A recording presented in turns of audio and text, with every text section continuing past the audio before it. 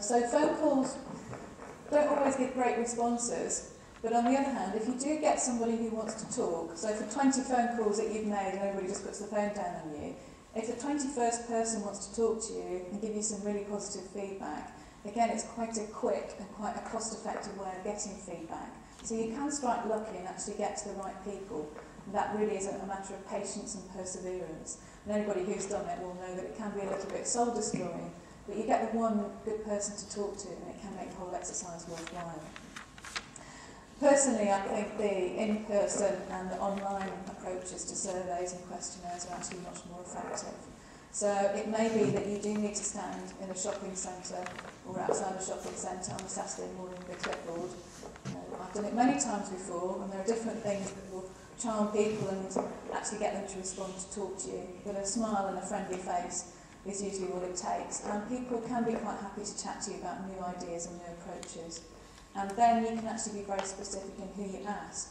So if you've gone through your step-by-step process and defined who your target audience is, hopefully in a shopping centre on a Saturday morning you will actually see some of those people represented, and you can ask your target audience the questions that are really important to you. Now, online questionnaires have actually taken on a whole new life in the last 2 or 3 years, and there are lots of tools in the marketplace that can help you design a questionnaire to be sent out online with an email, and then to actually analyse the results that come back. Because one of the things about surveys is you do get, hopefully, hundreds or thousands of responses to different questions, and you then have to do something with that information. So online surveys can actually give you the data in a very user-friendly format to help you make more informed decisions. So I would certainly say have a look at some of the tools that are out there. You've only got to do a quick Google on looking for online survey tools, and several will come up, of which there are some of them free of charge. And design your own surveys and put them out to people, but obviously you do need their email addresses. So that may be something you need to think about how you get access to people's emails. So again, using friends, family, colleagues, fellow students and so on, who you may have the email access for, is actually a good place to start, and hopefully then they actually expand that audience, and you can ask them to forward those things on. But online surveys, again, are very good because people can do them in their own time. It's not when you choose to do them, they can actually choose when they open the email and when they complete the survey online. So it's determined a little bit more about your end user, which makes it a good thing. Okay, there are experiments that you can carry out. You can test trials, so if you need to manufacture a product, then obviously to set up a manufacturing process, possibly with very specific machinery and tooling, and that could be really expensive. So you don't want to go into production for a huge range of products before you know you've got it right. You need to have some kind of prototypes that you put out to be tested, and you actually get constructive feedback from people who have used them and have actually had them and tried them.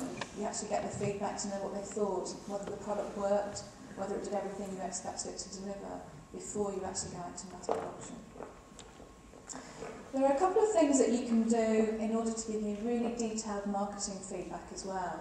So when you've actually got your business up and running, and you've got particular adverts running, perhaps in the local newspaper, perhaps you've done some radio advertising, perhaps you've got some online advertising, you can perhaps vary it week by week or even day by day, particularly with online advertising. You can vary it at different times of the day, different days of the week, different parts of the month. It's very quick to change and adapt, and you can get great statistics back on how many people have viewed your website, which particular pages they've looked at, how long they took to navigate around your site, where they actually left your website, where they chose to leave and go somewhere else. So all of this information can be really useful to you, and it can come in a great format.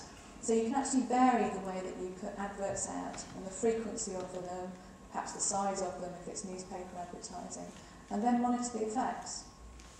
So if you put a particular set of advertising out one week or one day, and you change the format and do something different, then you actually need to monitor the results.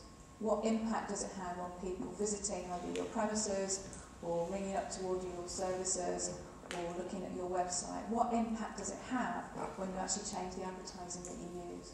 And the same thing applies to promotions.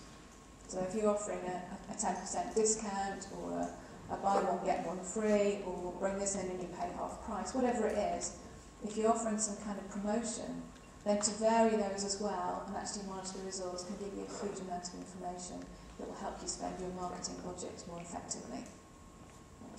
Now, desk research is, I've left that till the end, but that's really one of the first places that you would start, because it's something you can do very, very cheaply and again quite quickly. And the internet is the first place you should start. And there is such a huge amount of information out there, but the one thing about the internet is it's often current. And I think you could start utilising some of the customer-driven content. So you need to start looking at things like Facebook and possibly using a Facebook page to actually get feedback from people. And the podcast that I recommend to you towards the end of our session talks very specifically about how to do that. And it's something that, because it's customer driven, you're not actually forcing your ideas or your opinions onto someone, which possibly could be the case with a questionnaire or a survey, where you're directing the questions.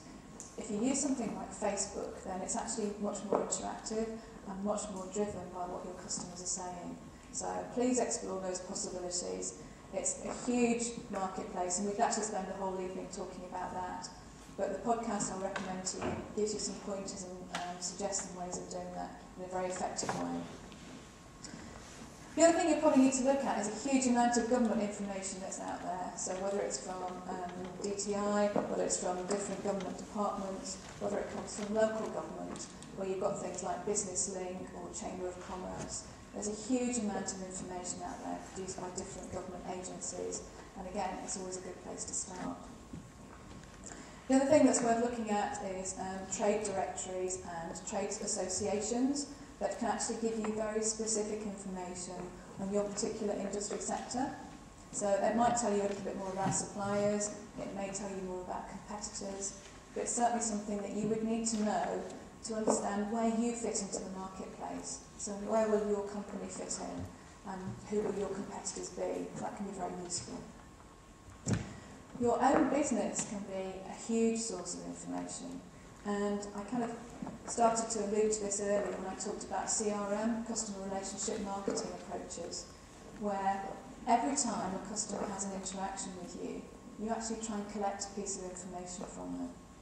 So if it's somebody who visits your website, you might try and get an additional piece of information each time they log on.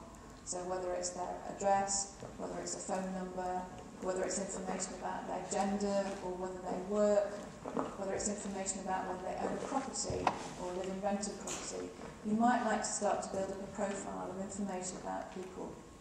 Some ways are more effective than others at collecting them. Some people just kind of switch off and really don't. But it's amazing how many people will just tick a box and give you that information while they're logging onto your website, and you can build that up quite quickly. We'll talk a little bit more about that in a moment. And then finally, actually looking at what competitors are doing. You can actually look at their advertising, for instance, and find out more information. But you can look at what new products they've brought into the market and where they're actually starting to focus their energies and their attention for the future.